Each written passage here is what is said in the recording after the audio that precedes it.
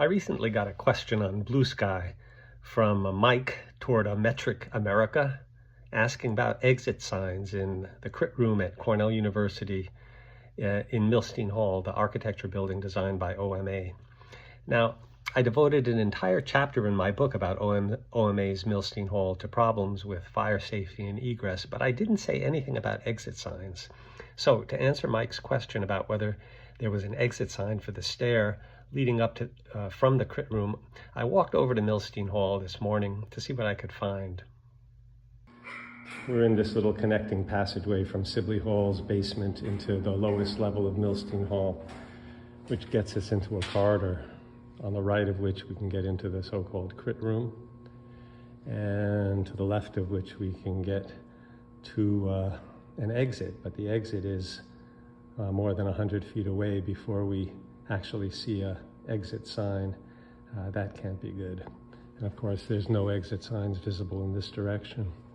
So let's go into this crit room, which was egregiously designed many years ago.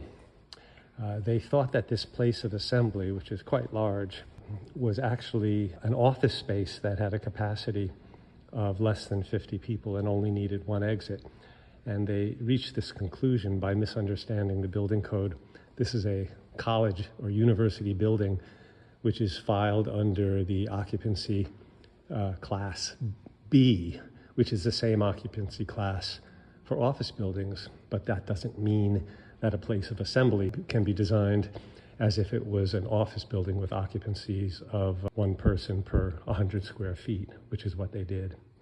So anyway, we're here to just see how they've dealt with exit signs.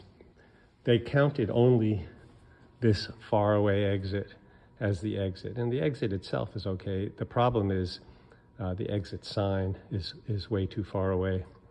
And there's no exit signs marked for this stair leading into the lobby, and it doesn't really matter because this would be an exit that doesn't count as an exit. It's way too close to the first exit, and in any space requiring more than one exit, the two exits have to be spaced much farther apart. But just for following up, let's see what happens when we come up this stair in terms of being able to see where the exit signs might be. Okay, we can see that there's one posted up on the ceiling over there leading to the lobby door. And of course, nothing in this direction.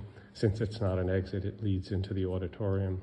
Now, interestingly, if you're in this part of the crit room, there is actually an exit sign up on the ceiling here that is pointing up this stair, as if this stair was a legal exit, which of course it isn't.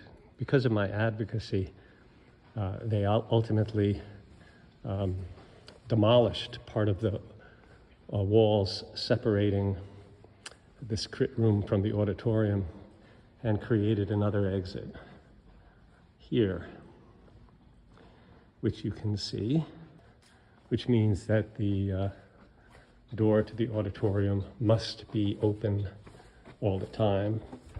And then once you're in the auditorium, there is another exit leading outside, which you can use.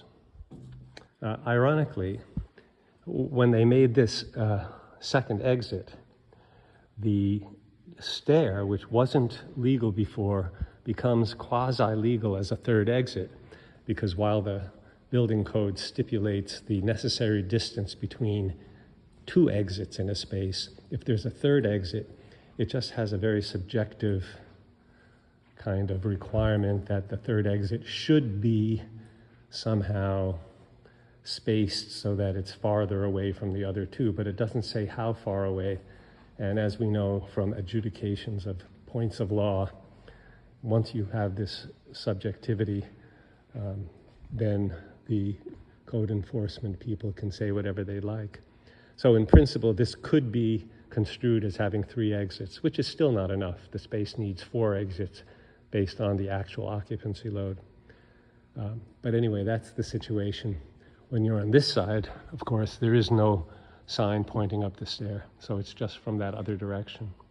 If you are elsewhere in the space, let's say here, then there's no exit sign that is visible. That stair pointing exit sign only comes visible when you're in this part of the space, and then you can finally see it. So be sure to check out my free open access book about OMA's Milstein Hall. And for those of you who don't like to read but can handle music, check out my book launch song that I wrote and sang about Milstein Hall. You can find both at johnochshorn.com/Milstein Hall.